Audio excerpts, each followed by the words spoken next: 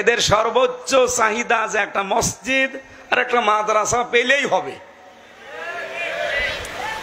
এই কারণে তারা দুনিয়া আখিরাত ওইভাবে না বোঝার কারণে, তারা ওস্তাদগণের এবং তাদের সিলেবাসের দোষের কারণে তারা ফতোয়াবাজি এখন করছে একামতে দিনের বিরুদ্ধে।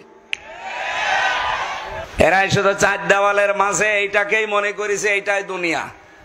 আফসোস, বর্তমান সময়ে সোশ্যাল মিডিয়ায় যে বিষয়টা চলতেছে আপনারা হয়তো দেখেছেন, যে বলা হচ্ছে কওমিওয়ালারা, কওমির সন্তানেরা নাকি মসজিদ মাদ্রাসায় নিয়ে বেদিব্যস্ত।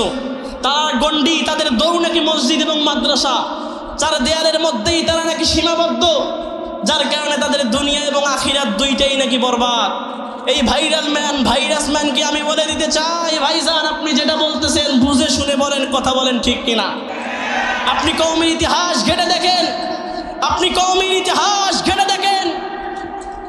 এদেশের রাম বাম নাস্তিকের বিরুদ্ধে লড়াই করার জন্য কওমি মাদ্রাসা প্রতিষ্ঠা করা হয়েছে, কথা বলেন ঠিক কিনা। কওমির সন্তানরা চার দেয়ালের মধ্যে বন্দী থেকে, হ্যাঁ, দিনের পর দিন, রাতের পর রাত, খেয়ে না খেয়ে দীর্ঘ 13 থেকে 14 বছর যাবত পরাধীনতার শিকড়ে আবদ্ধ থেকে নিজেকে একজন সৈনিক রূপে তৈরি করে, নিজেকে একজন মুজাহিদ রূপে তৈরি করে দেশের আনাচে কানাচে তারা ছড়িয়ে পড়ে, বাতিলদের বিরুদ্ধে তারা লড়াই করে, কথা বলেন ঠিক কিনা। মুসলমান ভাইরা আমার, বলছিলাম জ্ঞান শিখাতে হবে, দুনিয়ার কোনো জ্ঞান নয়। এই জ্ঞান হচ্ছে ঐশী গ্রন্থ আল কোরআনুল কারীমের জ্ঞান, কথা বলেন ঠিক কিনা। আর এই জ্ঞান পাওয়া যায় কোথায়? এই জ্ঞান পাওয়া যায় একমাত্র কওমি মাদ্রাসায়, কথা বলেন ঠিক কিনা। মুসলমান ভাইরা আমার, গভীর মনোযোগ দিয়ে শোনা লাগবে। আসেন তো একটু জাস্টিফাই করে দেখি বাবাজি, এই জ্ঞান কি কোনো স্কুলে পাওয়া যায়? না, না যায় না। এই জ্ঞান কি কলেজে পাওয়া যায়? না, যায় না। এই জ্ঞান কি ইউনিভার্সিটিতে পাওয়া যায়? না, না, যায় না। বরং এই জ্ঞান পাওয়া যায় কোথায়? এই জ্ঞান পাওয়া যায় একমাত্র ওয়ালি কওমি মাদ্রাসায়, কথা বলেন ঠিক কিনা।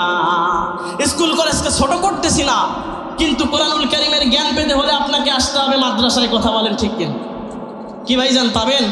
স্কুল কলেজে পাবেন না। তো এই জ্ঞান পাওয়া যাবে মাদ্রাসায়।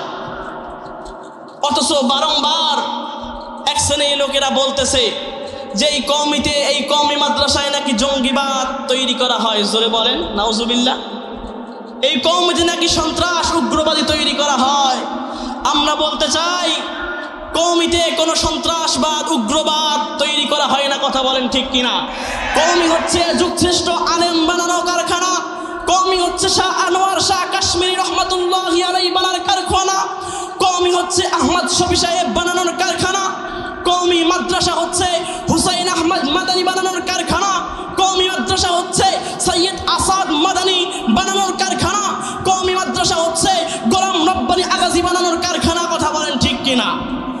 বলতে চাই এই মাদ্রাসায় জঙ্গি বানানো হয় না। কওমি মাদ্রাসায় খুঁজলে জঙ্গি পাওয়া যাবে? জোরে বলেন।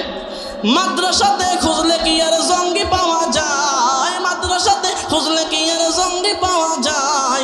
আলেমরা তো জঙ্গিবাদী মৌলবাদী নয়, আলেমরা তো জঙ্গিবাদী মৌলবাদী নয়। দুঃখের সীমা নাই, আমি কি দিয়ে বোঝাই? দুঃখের সীমা নাই, আমি কি দিয়ে বোঝাই? আলেমরা তো জঙ্গিবাদী মৌলবাদী নয়, আলেমরা তো জঙ্গিবাদী মৌলবাদী নয়, কথা বলেন ঠিক কিনা।